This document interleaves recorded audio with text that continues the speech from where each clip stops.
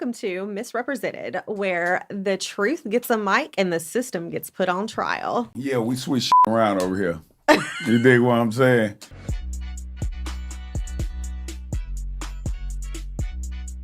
It's your co-host, Young Buck. We live and direct with our lovely host, Miss Brooke. How you doing today? I'm wonderful. How are you? I had a great day today. I ain't gonna lie, made that long-ass drive to Sumner County to tap in with the PO. The Devil's Playground. Diabolical. Diabolical, you know what I mean? Shout out to everybody out there that's on probation or parole. Or open court case. Or open court cases. We're sending prayers up for you. We're sending prayers to you, man. And may God be with you in that courtroom. Because you were in the devil's sandbox, baby. I mean, and I am definitely a witness to that ain't where you want to be. You dig? So, hey, man, we got a crazy show for y'all today. It's a lot going on, not just in Nashville, Cashville, but around the world. And on this episode, I definitely want to send a shout out to happy birthday to my bro, Charlie P. Happy birthday, Charlie P. You dig?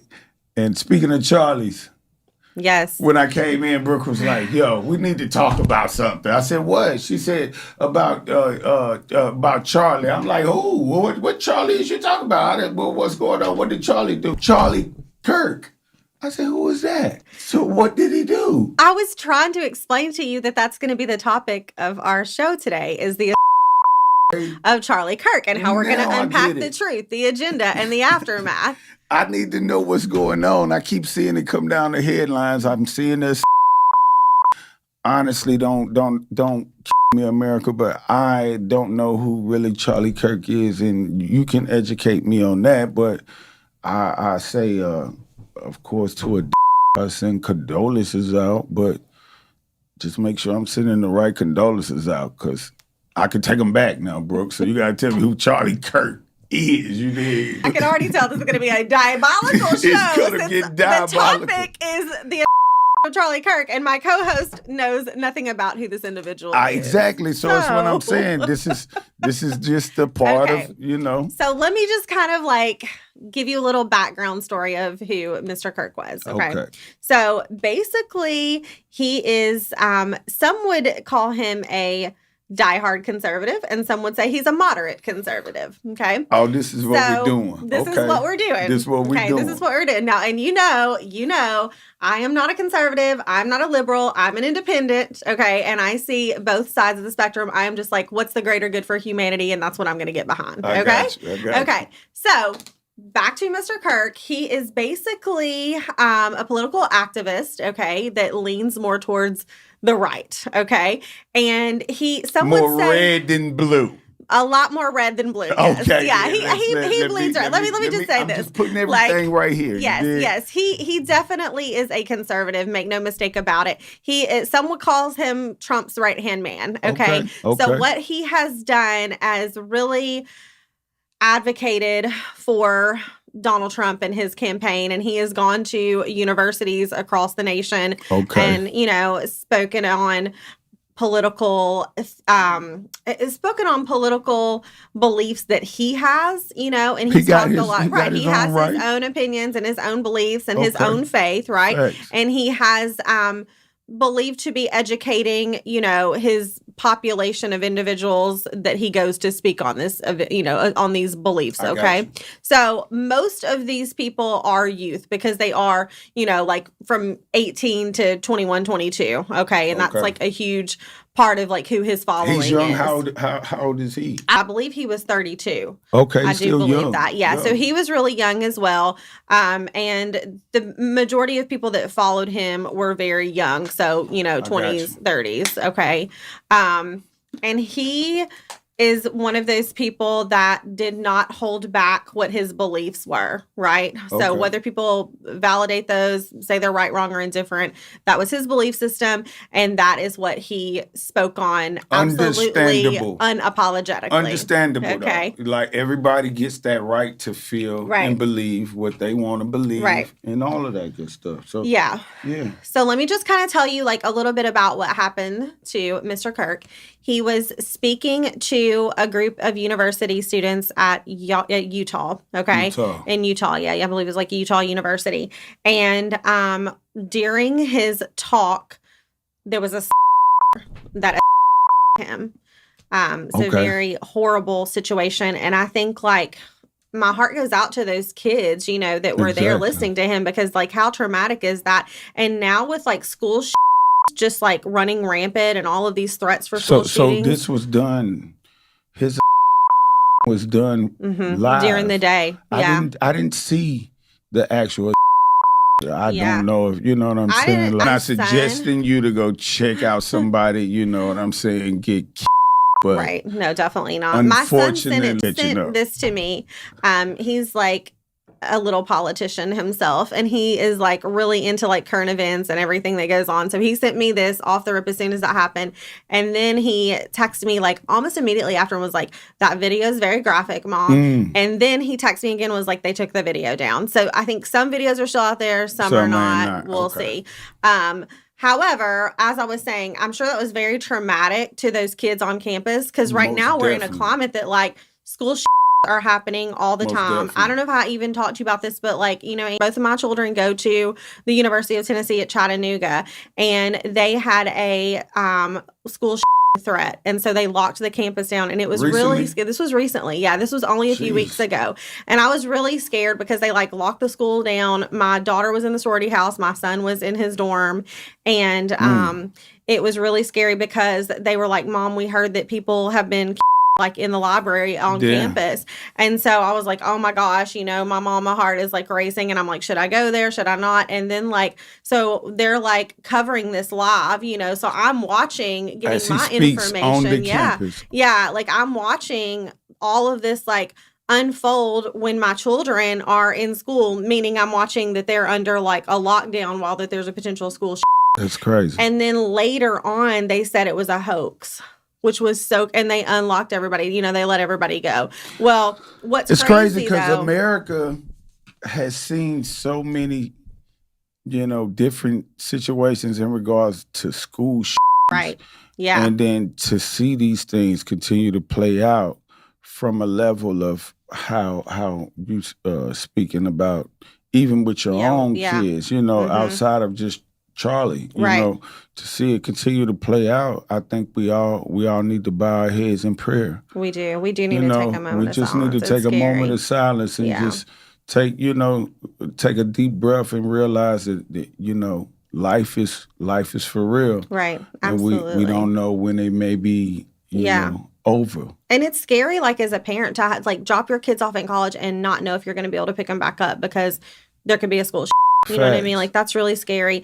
And so it shouldn't be that way. It shouldn't be that way, though. But unfortunately, it is. These are the things we're dealing with life. And so it was like almost a relief when I heard that it was a hoax. Like, I was like, that's really crazy, you know? But like, to hear it was a hoax. Well, then later on, I found out not only at their university, but many other universities as well. Oh, it goes on. Yeah, it goes on. It was happening at all these other universities. So we found out it was like an organization of people who were calling in these fake school.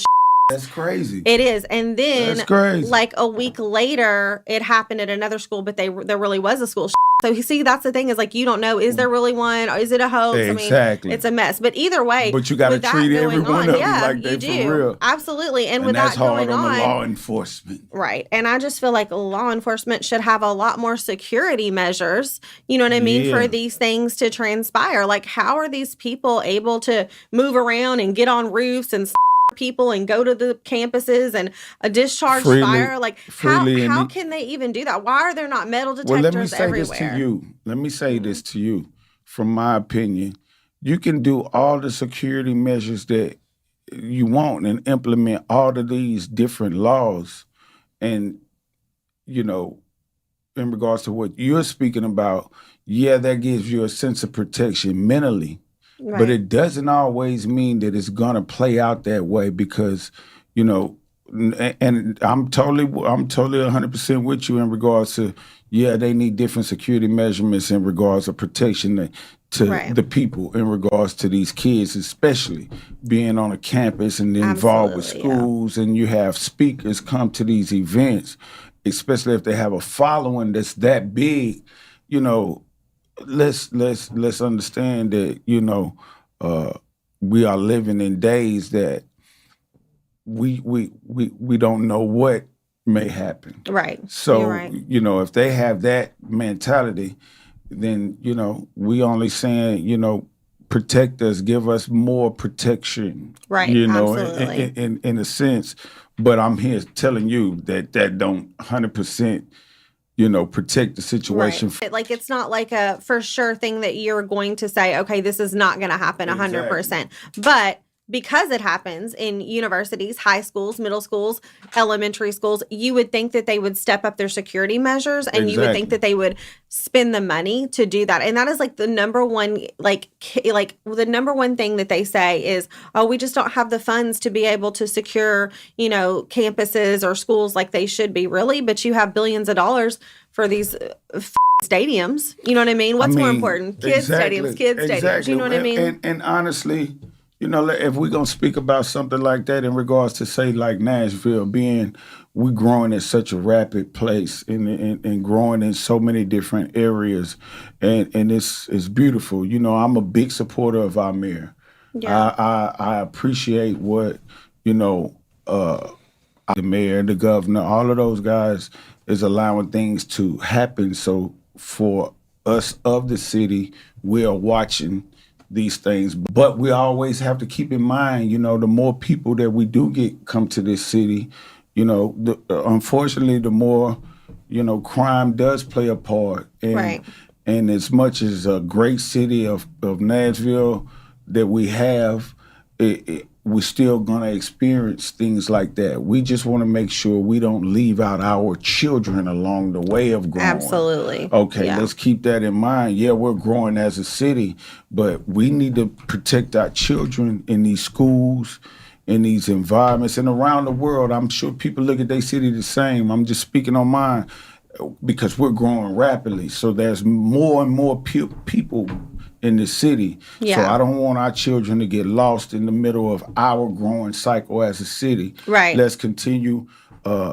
protecting them and providing, you know, different outlets and different places and lanes for them to be attentive to not turn to the streets. Right. You know, we a lot of things that I experienced growing up here, we no longer have, or we have and just don't utilize those as much as we did back in my day. Right. The community centers and things like that. Yeah. Let's give these children different outlets and things to do and places to go outside of having nothing to do and nowhere to go. Right, like 100%. I say, these schools, all I can say, but you know, you can be the best parent to your children, and you can do everything that you have to do as a parent in regards to even raising them. But only high power is going to be your best guidance. Yeah. So if you instill that guidance into your child, whatever your high power may be, then at least it's 2 against 1. You know? Absolutely. Versus then just being you yourself. You know, take your high power with you and instill it into that child. God. That's right. Well, I say that all the time, like, the God that you and I may serve, it may not be the God that other people serve. Other people you know what serve. I mean? So yeah. It's a spiritual warfare. I say that all the time, too. America got his ways of dealing with things like that, too. Unfortunately, we have to be on the receiving end as, you know, individuals who may be on the opposites, because I don't look at none of that as God's work. Absolutely. I look at it as that's all devil's work. That's right. You're absolutely right. Putting other people's lives in danger. So I don't sit here and try to like condone a lot of things like that. Although I do have my beliefs in regards to some things should be punishable by Right. You did, but who am I to judge a life? Yeah. So you won't see me pushing no agenda saying that the chair should stand. Right. You get what I'm saying? Right. Well, this case of Mr. Kirk, who was a and they now have a suspect in custody that they are saying that, this is who did it. So they Essentially, they caught him. Yeah. And his name is Tyler Robinson. He's only 22 years old. He's and because be a white guy. He is a white guy. Look, I'm just saying Tyler Robinson. Right. Tyler Robinson. Yes. He is a white male. It's not. It's Little Mookie. It is Tyler Robinson. He is a white male and he is 22. And because it is in the state of Utah, they are seeking the death penalty. So, and I think for me. Was he one of those guys that was did he have any kind of connection to Charlie? I heard was that basically there was some family dinner that was, attended about a week ago. And they said that, Charlie Kirk was coming to speak at the university and he was just talking about how horrible he thought that he was and all of these awful things. So, I mean, definitely he had a motive, What was it? So you don't know the actual speech that he was delivering to those kids at that time? What was it based off of? So he was only into the second question I think that somebody had asked him maybe. Okay. Yeah, I haven't watched the video. I don't want to see the video honestly, but yeah. So basically Mr. Robinson allegedly, when I say allegedly, he hasn't been found guilty yet, but they say that they believe that it's him. So he allegedly him. I can't even imagine what was going through his mind or how deranged someone could be to even do something like that. For one, that's absolutely horrendous and tragic. And like I said, I can't imagine how. But he hit his target though, so we need to check back. Do we got an army background or he just come straight off the block? So I don't know anything about. Yeah, I don't know anything about his background, but what I know for sure is that is absolutely traumatic for all those kids that were on campus to witness that. That is horrendous. I agree. And I hope that they are talking to a professional. The whole motions of when a gun go off, right? Period. Because honestly, in the environment that I come from, gun almost turned into a norm. But when you sit back and make it from those situations and got to come home and look on the news and see somebody got killed and you was right there, damn, it could type situation. So did you see this in the news? How did you hear about it? I seen it on social media and I seen different clips of it. And hadn't really just jumped in to actually explore to see who Charlie Kirk was and is, or whatever. So without knowing who he was, what was your initial reaction to when I first seen it? It was pretty much like yours, damn, another school because that was kind of like the headlines of when I seen it, a school in Utah college campus, and then with Charlie Kirk and stuff like that. And I'm wondering, who is he? Because they were saying that he was a speaker, if I ain't mistaken, or something like that. So, like I say, I don't know everybody, but I'm not gonna condone, anything like that and act like that. Yo, I'm with it because I think life was meant to be lived. Yeah, absolutely. If everybody could live and allow God to take you, which, I can't say that God didn't take him then. Right. But in such a tragic way, it always makes you sit back sometimes and think about the lives that had to witness that, like you, and it happened to be children. Yeah. And it's becoming such a norm to the United States of America. It's like you say, you start thinking of your own solutions in your mind. How can we protect them, or what do we could do as a country, and or what can we say as an artist like myself to help those type situations. And all I can do is tell somebody to pray. Yeah, you know absolutely. what I'm saying? Because we need to keep those prayer lines going. You gotta have high power involved in the middle of this. This is bigger than being a human being. It's bigger than you and me. Right. It's bigger than them. It's bigger than the president himself. Yeah. And he got the powers to do a whole lot. Right. But it's still bigger than them. I don't know nothing bigger than high power. Yeah. Fact. So Do you think this was politically motivated? I don't have enough knowledge of Charlie Kirk to give that answer. But if I turned into an undercover nerd like me and asked you that same question, do you believe this was politically motivated? You know, I you feel could like, give us a better answer. I feel like it could have definitely been, politically motivated. Based on the facts of his beliefs and the things. Now, I will tell you this. I seen an edit on social media, which was, I think it was a young white kid that was speaking to him. And he was, I guess, sitting down. Maybe I don't know if if it was that college where he lost his life, or if he was somewhere else. But I seen a clip on social media on Instagram, and he was going back and forth with him in regards to something that the beliefs of Charlie was in regards to black people, and that I don't want to misquote myself. But the debate of what he was saying back and forth with the young man was back and forth, while they were going back and forth. Right. It was basically the young white guy telling them, no, well, black people been through this and slavery, and that's not an excuse for us to just, give them extra love because of what they've been through and things like that. Yeah. Which it let me know right then and there, without me having full knowledge of what was being said. He was very, I would say, politically driven type of individual. Okay. In regards to what he was speaking on and standing on. Very opinionated. Off of his cultural conditioning. Based off of his outlook of what life is or was for him.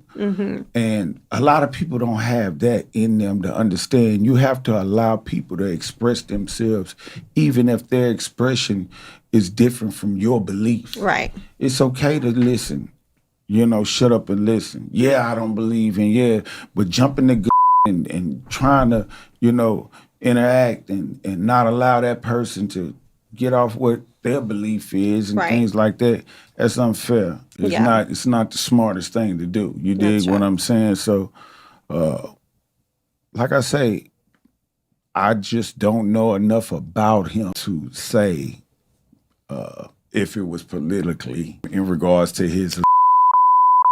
I think, political activists and advocates on both sides, the right or the left, are absolute targets for attacks, and people shouldn't feel most that definitely. Way. Like, no matter what your opinions are, right, wrong, or indifferent, if other people believe them or not, we as public figures and political activists and advocates, we should, or an activists and advocates, we should not feel like we are going to be a for speaking what we believe to be our truth. Most definitely. Regardless of, whether the next person believes it or not, you know what I mean? To be their truth, right? And it's just like... But keep in mind, we've witnessed our own country. Right. Other leaders of other countries. Yeah. For their beliefs that was outside of what America believed in. Whatever religion that is. Yeah. So, and it played out, and we've watched our country rally up and tally up to go take other individuals from different countries that have different beliefs and done what they done in regards to our country, but we never really get what we've done to them. Right. No, we see it one way. Yeah, I hear you. And that's the thing about America. We see things one way. We only able to get what's given to us. Right. Different countries has different ways. Yeah. Pushing their agenda through their media. Every country pushes their own agenda. Absolutely. But it doesn't mean that the agenda is right or wrong. You're right. You're definitely right. We got to always keep that in mind. You dig? Yeah. Yeah, absolutely. I think for me, as an activist and an advocate, I speak out a lot for people who are oppressed and who are wrongly... That's facts. Who are wrongly arrested and convicted. And I speak out a lot about... I'm very transparent about the way that I feel about law enforcement. Facts. I feel like there are some really good, law enforcement officers and agents, and there are some really bad and corrupt and up law enforcement and agents, right? So I think, like, for me, I'm very vocal about that when people are a target, and when people are falsely accused or falsely arrested or falsely convicted. I do speak out about that. I speak out when they plant dope in people's car. You know what I mean? I speak out on all of those things.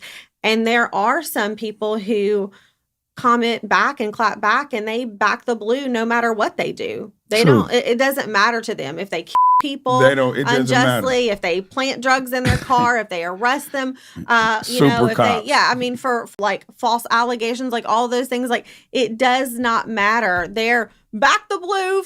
Who cares what they do? You know what I mean? Like ignorant mentality. And so I always have, there's never a time that I don't go out to my car or in a public place that I'm not vigilant and checking my surroundings, because you don't know. And we shouldn't have to feel that way. Like you shouldn't have to feel that way for speaking your truth and sharing, and advocating for people and being a voice for those people. You shouldn't have to do that. It's crazy. And I feel like even like, we've seen rappers get targeted, right? And we've seen other political activists get targeted. Right. You say rappers, I can rap. I ain't gonna just call myself a rapper. But I just mean artists. I don't just mean rappers. I mean like artists too, and other political rappers, we activists. like the biggest target. We like the biggest target right now, bro. Right. We're the biggest target right now. Right. Once you get in that position of power, you can make a lot of things happen. Right. And a lot of law enforcement, I think, fears the fact of control, because most of them are, and I'm not gonna say all, but a lot of the law enforcement is built on control, because it's rules involved with the law, like don't run the red light, or you can't carry here, or whatever the case may be. So there's a controlment to the law, period. And law enforcers, meaning the police or whatever the case may be, they seek control out of situations. Step away, you too close. They want to control the situation. Yeah. Put your hands up. Right. You understand what I'm saying? It's all based on, when you give a person the authority to control, you can't expect for every one of them to control it the right way. Right. Some of them gonna get out of control. Yeah. You did. Yeah. And then we see the police. I looked on Instagram yesterday. I seen a police. I don't know. Allegedly, he could have been under the influence, but he looked it like he was under the influence to me. But those are the ones that become out of control. Right. And if you understand it the way I've had to grow to understand it, coming from the environment that I come from, totally different from, say, per se, like yourself, where we were taught to avoid the police versus then trust the police. Absolutely. That I'm speaking on. Yeah, you're right. The control. To put your hands up, to stand down, to get on the grounds for no reason. Absolutely. For no reason. Yeah. So, these things grow upon a person, and it makes you, grow something in you where it's like you don't view every cop like that, but you can see the ones that either are like that or even headed down that. So, I don't agree with a lot of the narrative of all of the police is bad people. Right. That, you know what I'm saying? Even though I was kind of not taught that, but that's what was instilled in the environment that I came from. Right. And as I growed older, I had that mentality at a point of time, like, you the police, I ain't, you know what I'm saying? Yeah, yeah. But as you grow older and you realize, for one, I ain't got nothing for you, officer. You know what I mean? So why am I going to have this mentality of at least not allowing myself to say, hey, how you doing? You're human just like me. You know what I mean? It's just up until you see something come from one of those individuals where the respect starts to turn to disrespect. Yeah. So as long as we continue to give respect and go for no disrespect, we're gonna be all right in Cashville. Absolutely. Because that's the mentality for my city. Yeah, absolutely. And I agree exactly what you say. I say that all the time. There are good law enforcement officers and agents. I'm not discrediting that ever. I have people that I know and love that are in law enforcement, just like I have people that I know and love that are attorneys and judges. Facts. And they're good attorneys and they're good judges. And I know people and love people that are district attorneys, you know, and they're good district attorneys, but there are a lot of bad ones as well.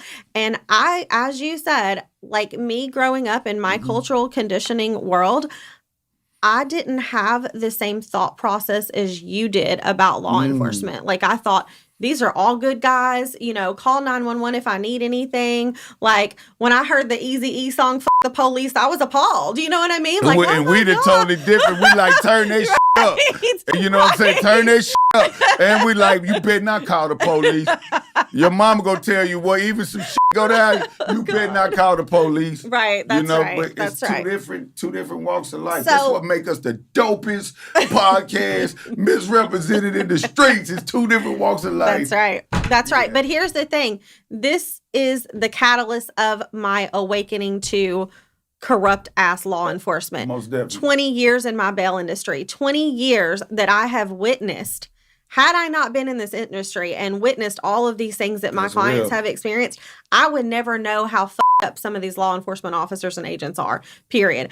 I could not imagine arresting somebody that you know is innocent and you don't care. You just want that arrest. I couldn't imagine abusing an individual like they do for absolutely no reason. They're in handcuffs and you're beating the shit out of them. You know what I mean? Makes no sense. I had a client, rest in peace, Dan, that had his back turned to this officer and he unalived him. Rest in peace to Dan. Like, I know Dan. You did? Yeah, from Joe Johnson. Shout out to Joe Johnson. Yeah. Yeah, that wasn't right. And many others. He's not the only one, obviously, but I'm just speaking on him. I could speak on many more, but it's just like witnessing that for 20 years has given me a really bad taste about law enforcement. That's real. Not all. But here's the problem. You have really good law enforcement. You have really corrupt law enforcement. But those really good law enforcement officers are often forced to look the other way. Facts. Per them. I've talked to officers that have said that. Hey, listen, I'm just trying to retire. I'm like, how do you sleep at night? I said this to a Portland police officer, female. How do you sleep at night knowing that you work for a whole department of blue badge thugs? How do you sleep at night? She said, honey, I'm just trying to retire. I used to think that about in regards to like DAs in certain situations. Right. Because, and then it's a catch-22 because there's not all bad DAs out there. No, there's not. That's prosecuting individuals, that's actually sending them to prison and stuff like that. They got a hard job to do, but, you know, technically sometimes I would sit back and be like, because I know a lot of innocent individuals that's just been sentenced to ridiculous sentences and things like that. Yeah. And then I have to look at the DA and be like, how could you go to sleep at night only because I may know 100% this person is true while they're trying to, you know, prove their innocence and still be found guilty. Right. I've seen those situations play out a lot throughout my life out here. Yeah. You know, and those, I just feel like, you know, for that individual that has to sit there and make that decision, you know what I'm saying? Whether absolutely, you know, you get your freedom or not. You know, they put in a crazy position that I would never want to be in. You know, I look at they like, you know, it takes a different kind of person. Right. When God says, "Thou shalt not judge me," to judge a person. Absolutely. Don't you all ever forget that. That's right. I mean, amen. You big did. Facts. That's big facts. It takes a different kind of person to judge a person. Where I've been taught, "Thou shalt not judge," and the only person that can judge me is God. So absolutely. It's like, you know, when you got to get up there and say, you know what I'm saying? Hey, I sentence you to life, or I sentence you to death. Then I personally feel like, you know, that's playing a position that I'm just not ready. I would never be ready for in my life. to be able to determine if a person live or dies, you know? Absolutely. Absolutely. So, as we mentioned, we are targets, you know, of the system, but we're also, we as an artist, activist, we are also targets for individuals who don't believe our belief system, right? They don't believe what we speak on, that could potentially take our lives. You know what I mean? That's true. Yeah. That's true. That's very well true. And that's what we have in, even a fan can you. Absolutely. Someone that loves you. They're a fan of you. They love everything. They can't wait till you drop another episode of Misrepresented. They know they can't wait till you walk outside and make it to your car without saying, Brooke, please let me get an autograph. Or Young Buck, let me get an autograph. They love you. Right. And you can say, no, I can't do it right now because you really got to get to your kid's football game. Yeah. And that one no you told that person was the most devastating thing in the world to them. Yeah. They love you so much that now the love done turned into hate, so now they going home. Oh, if he tells me no again, then I'm going to shoot him because I know. And then you come out again and see him again and was like, yo, you know what? I remember last time, but I catch you again. And then there's so much torn in telling a person no that they say, boom. And then you have people that are like, completely deranged, you know what I mean, and really battle mental illness. One time I had someone send us a message and he was like, oh, Miss Brooke, I want to make love to your body. Damn. And it was like really scary. Yeah, I was like, oh my God, like that's really scary. We would have you up. So thank God. Thank God. Hey, buddy. Thank God, buddy. Thank God, buddy, it didn't happen. You, the one that's looking right now, that's looking at, because I know you watching the show. Tap in. Tap in. We would have you up. Oh, God. It was really scary. And it's like, you don't even want to tell people that. I told like a few people in my immediate, circle and security, and Fletcher was like, I'm going to find him right now. I'm going to his house. And I was like, no, we're not going to do that. Because here's the deal. That is somebody that is battling mental illness. That is somebody that is really deranged. But those are the people that you have to worry about taking your life. With all respect to everybody, we ain't got time to figure out that he was crazy. He was just doing some crazy shit and died trying to do it. God. I'm being honest in situations like that's just nuts. You said some shit like that. It is nuts, yeah. I got 4 girls, man, and I can imagine some of this shit. Just personally being a man and knowing some of the things that women go through, but y'all go through different levels of shit. Right. We go through different levels of shit. Yeah. We got our own set of stalkers. Like, hold on, get the on out here. You know what I mean? Motherfucker try to make a relationship. You've definitely had your own set of stalkers. I have, sure. You know what I mean? And then since I started doing this podcast show, they're coming back. But I'm telling you, shawty, I'm telling you. Got a little bread now. I got a little loyalty now. Don't with me, Facts, though. Oh, God. What? Oh, my God.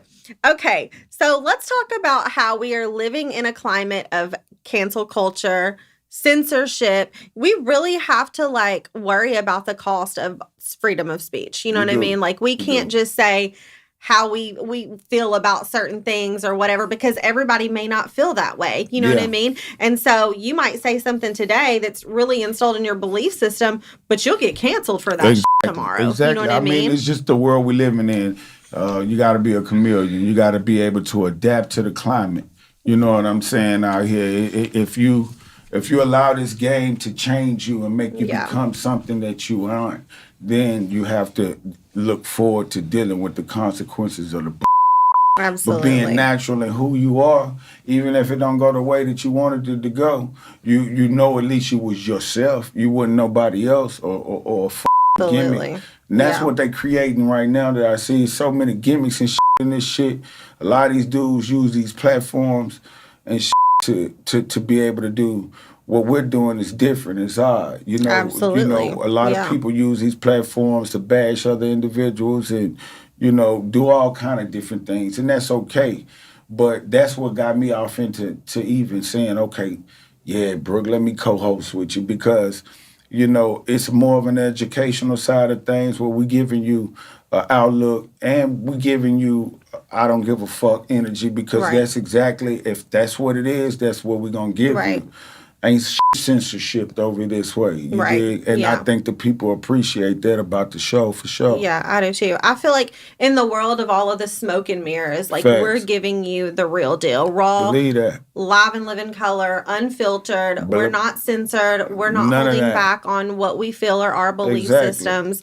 And a lot of people are scared to do that. They feel like if I speak out and speak my truth, whatever that is, I'm going to get fired, I'm going to get canceled, or I could lose my life. Nah, man. And you gotta walk with faith. A lot of people don't even, know that they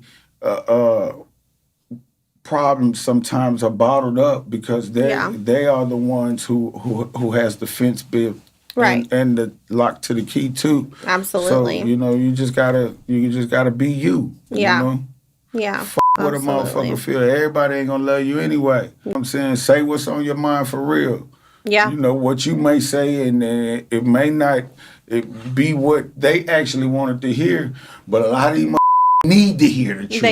They do. You dig? They don't want to hear the truth. Sometimes that old saying, what I'm saying, the truth will set you free. A lot of these people, they get out here and they make up this shit, man, and it's just like, I appreciate being in this seat because, dealing with a lot of things involved with the law and in jail and being locked up. A lot of times individuals is treated the most dirtiest in these situations, and a lot of the guests and stuff that we have that speak on their lives and what they experience through the system and things like that. Overall, I think the goal is to not only allow them to get their truth out there, but to start showing the people that it's always two sides of the story. Like, absolutely. A lot of times we only get that media side. Yeah. You understand? And it doesn't mean that the media is right. So this is that platform where you come to and you're able to tell your truth, tell your side. And your side may be the truth.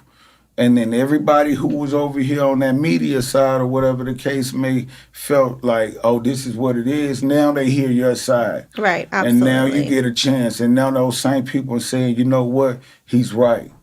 Damn, I'm wrong. Yeah. Teaching and educating with the truth over this way. You did. Why do you feel like people are so scared to tell the truth and to really take up for people, and especially like with injustices, right? Like, why do you think that people are scared to speak out about those things, even though they know it's wrong?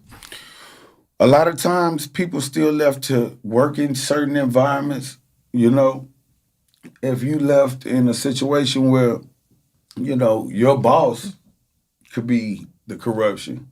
Yeah. But you work for them, and that check that you get is everything that your mind is telling you need to be able to take care of your life. Right. So you'll turn the blind eye to the truth. Yeah. You know this is up. Yeah. You got to be real enough within yourself to understand that, you become a part of the wrong too. Right. By Absolutely. rocking with it. You dig what I'm saying? So it's the individual who has enough in them to be able to say, you know what?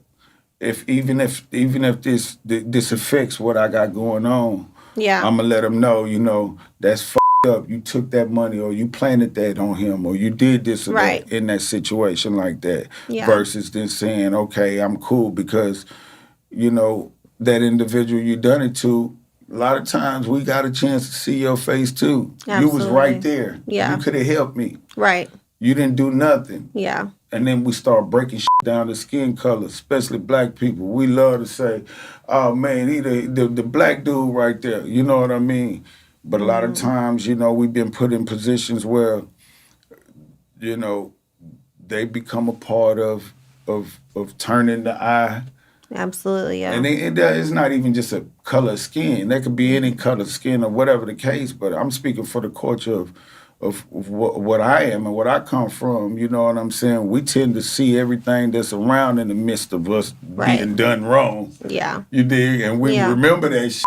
But even the culture that I come from, you know what they say to me? Yeah. Shut the up. They're going to shut you down. That's what they say for real. And I'm like, hey, don't threaten me with a good time. I've said that before. Shut me down so I can pull this money out and triple this money and open up this organization and this organization and this organization so that we can get all these people's legal fees paid and private investigators. And I can write all of this legislation. No, they don't know who they when it comes to Brooke. Like, please do that, because I will sit here all day long and do documentary after documentary after documentary and expose their asses. That's why they love you, because you're a renegade. You dig? You ain't studying that shit. The truth is the truth. Right. I don't give a fuck about none of this shit based off of how much money I have or whatever the case may be, or just because we are of the same skin color. None of that shit. You don't put none of that shit out there. You strictly based on the truth, and that's what right. That's what is not. It's very rare. Right. So you stand out like a sore thumb. We stand out like a sore thumb. Right. That's why we the new talk of the world. You dig what I'm saying? We've been the talk of the world for a while. Now we breaking it to them live and direct. They like, man, damn, I ain't even know that boy Buck even had that much common sense. I was like, somebody told me that the other day. Yo, bro, I seen you on the show, bro. I didn't even know you was that smart. I said, damn, bro, I didn't know you was that dumb. You are very smart. Oh, my God. I'm like, damn, you that dumb? You didn't know I was this smart, my brother? No, it's all good, man. Oh, my gosh. I just feel like whenever we speak about taking up for other people, I think it's really hard. When we were talking about the protest, right? Like having people come out to speak for you and about how you were really experiencing injustice in this. We've talked about this so many times, but so many people kept reaching out to me. Were like, I've been so scared to talk about what's happened to me or what's happened to my son or what's happened to all of these other people. And it's crazy that they've instilled so much fear in these people. Exactly. And that's their goal in a lot of these situations. Like, is to instill that fear into that individual. Yeah. To not go forward with a lawsuit. Right. To not, go forward in regards to reporting what was wrong in their conduct and things at times like that. And then I gotta be real, a lot of us just don't do it. Absolutely. We talk all that shit, like, I'm gonna sue your motherfucking ass, or I'm gonna do this and do that. And when them cuffs is off, it's like, we happy just to be out. So we don't really follow through and follow up with a lot of things. And, us as people, we have to stand for something. We do. Because we already done feel for anything. Right. So now it's time to stand for something. Because, absolutely. They say stand for something or fall for anything. That's right. We already feel. That's right. We already done feel for anything. That's what I'm saying? And that's up that some of us has voted for individuals and thought that he was going to be this and then he ain't that. Right. And all of that. Or we voted for this person thinking that they were going to be that and they got there and then they something different. Right. You know what I mean? Absolutely. So we feel for anything already. Yeah. Let's stand together as a city, Cashville. Let's keep growing. Yeah. As a country, as people, you know what I mean? Let's love each other, you know what I mean? Let's try that a little bit more than each other up, you know what I'm saying? Absolutely. Like, let's do something different, man. No, you're right. You're absolutely right. Different. And let me say this, and I'm going to be honest, and I haven't ever had this conversation with you, but when we were out there doing the protest, you were still locked up, so you didn't know what all was going on. I was eating steaks. Yeah, you made them do that. I did make them feed you steaks. You made them Salisbury steaks with the lines in them. Oh, God. Niggas in this deal was like, damn, Buck, bro, we ain't never had no steaks like this, man. What the going on? I said, shit, man, them people out there protesting, they got to try to make it look good. Yeah. They got different people walking through the building now. We bringing awareness to the injustice. And you did that. You brought, you spearheaded bringing that light to my situation to show the injustice that's not only going on with me, but it's so many more. Right. So many people came out there with me. Exactly. And what I was going to say is I've never had this conversation with you before, but prior, to me stepping out of that vehicle, my people were on the ground and they were vigilant for snipers. Like, I did not know. Standing right there, because I knew the type of people that we were dealing with. Most up definitely. There. I didn't have on a bulletproof vest, and I'm just like, you know what, God? I'm just going to pray about do what I gotta do. Providing me with a shield and protecting me spiritually. But I'm not going to be scared to speak my truth and speak out about the injustices that not only my best friend is facing, but all of these people out here with me, you know. And I appreciate that love, like I say, for all the people that came out in support of what you put together in regards to the injustice that I'm dealing with.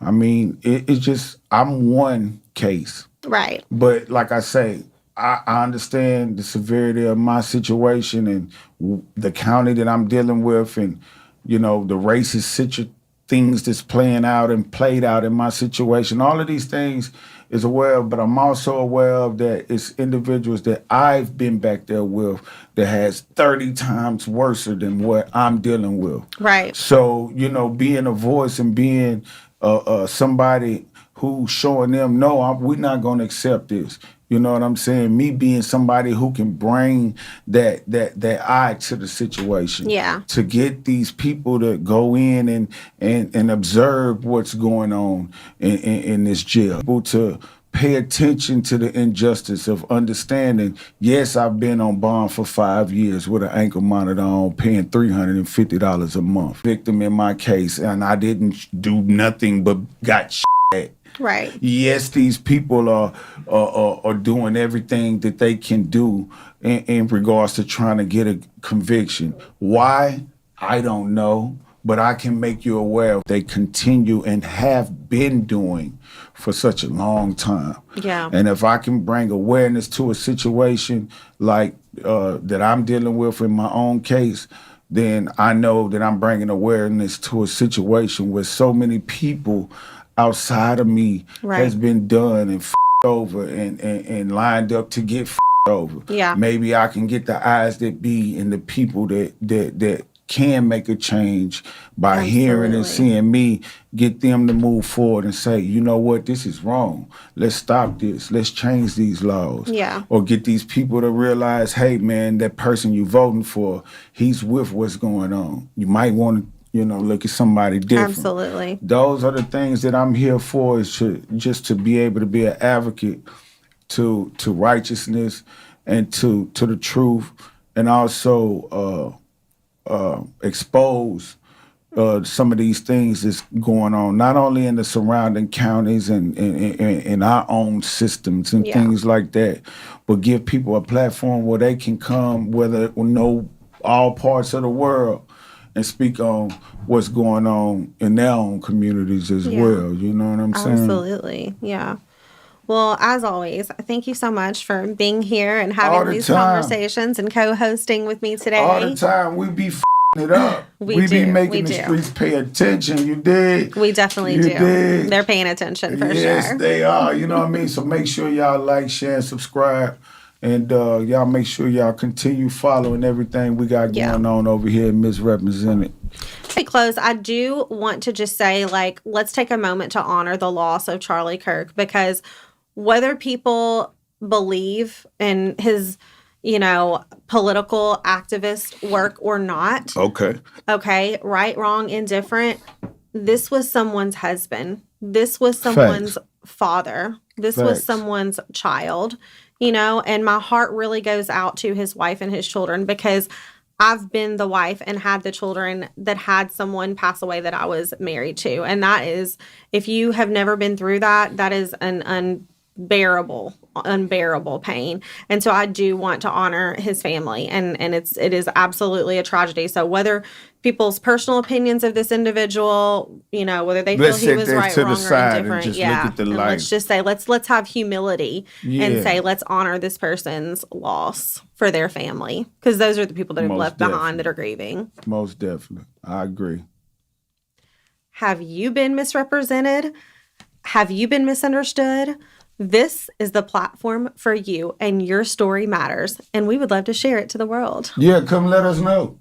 Let's sit down and talk about it. That's right. You did? Please like, share, and subscribe. You better like, share, and subscribe right now.